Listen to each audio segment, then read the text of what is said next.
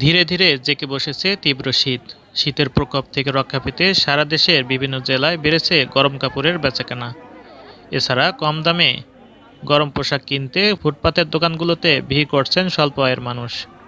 এসব দোকান থেকে ১৫০ টাকা থেকে শুরু করে ২,০০০ টাকার মধ্যে বিভিন্ন ধরনের শীতের পোশাক কিনতে পারছেন বিভিন্ন শ্রেণীর মানুষ।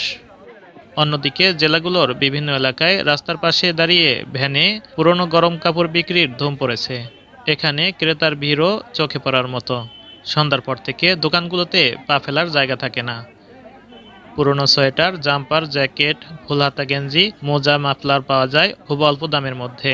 আর এসব পোশাক থেকেই বাছাই করে চাহিদা মতো পোশাক কিনছেন স্বল্প আয়ের মানুষ।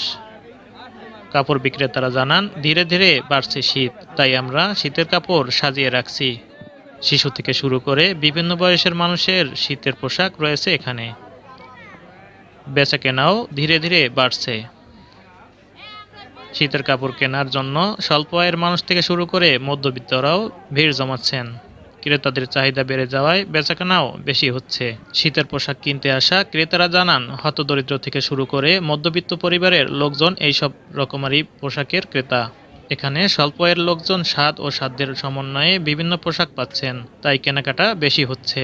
শীতের এই মৌসুমে পোশাকের বিক্রি বেশি হওয়ায় ব্যবসায়ের অধিক লাভের সম্ভাবনা দেখে আনন্দিত ব্যবসায়ীরা।